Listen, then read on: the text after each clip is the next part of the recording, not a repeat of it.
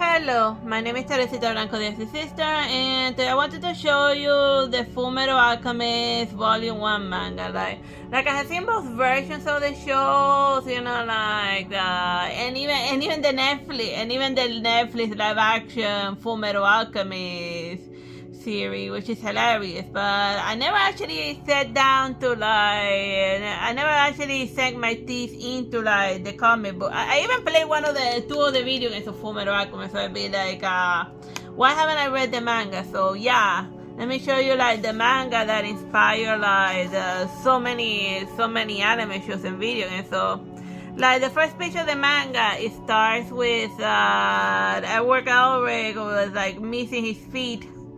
And then he be and then he complaining about his brother and what the hell he ended up doing. And then teaches that do not speak of pain had no meaning because humankind cannot gain anything without first giving something in return. So yeah, that's the alchemist mantra stuff. So yeah, and then afterwards he zooms back into the present where it introduces the concept of alchemy and the character. So if you've seen the first episode, I can follow the first chapter of the Fullmetal Alchemist manga to a T, at a 1-to-1 scale, which shows the importance of starting your story very strongly, and it explains how alchemy works, while drawing little traces and the traditional alchemy, and then it introduces the first main bad guy, the priest, and this girl, I forgot what her name is. God. Oh, Rose, here it is, Rosebud. I always forget her name. She shows up at the beginning and in one of the other shows once in the end, and then in the different version of Fullmetal Alchemist Brotherhood, she shows up a lot more. They always put this chick through hell.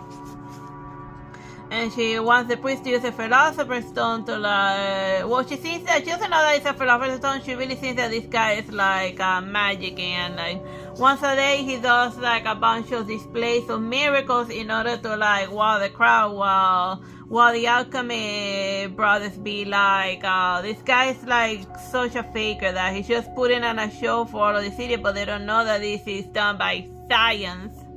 It's very scientist to draw throw three bells, to put to throw 5 hunks of metal together, and then you draw a circle on the floor, and then automatically that turns into a boombox. Yeah, that is very scientific. but I remember when they were going on and saying that alchemy was it was a type of science, I'd be dude, the way that these two brothers do alchemy, that's the most unscientific thing that ever started. But whatever, it's just following the logic of that world, if that makes any sense. And then we find out that the armor doesn't have anyone on the inside. So yeah, it really does follow the first. Oh yeah, and then over here they do the chimera. He transmutes a spear out of the floor and doing the clappy position.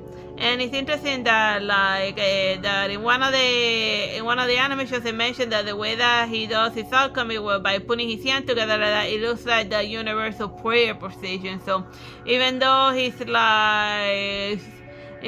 kind of angry at God and everything because of how much he's because he wasn't able to get away with resurrecting his mom and stuff, he's still subconsciously praying for a miracle. Which is all of us in a nutshell, regardless of how much life beats us down, that we're always praying for things to get better and not to be constantly dealing with chimeras trying to bite our hand off. Oh yeah, and it has good fighting angles here and there. Yeah, I can see why this manga got so many TV shows and stuff. Just like the first 60 pages and stuff. They really know how to set the mood of it. And then after he fights the chimera, then we finally get the flashback of the kids trying to resurrect their mother. And But in the TV shows they usually start with a flashback and then they go to deal with a priest who's using a mock version of the Philosopher's Stone. But I guess potato and all that stuff. Like it's just the other but then again, like the other factors affect the final product. At least when you're doing math. And other than that, the other story that they have is the the homunculus. Here's how they look in the manga. Envy and not envy, loss and gluttony.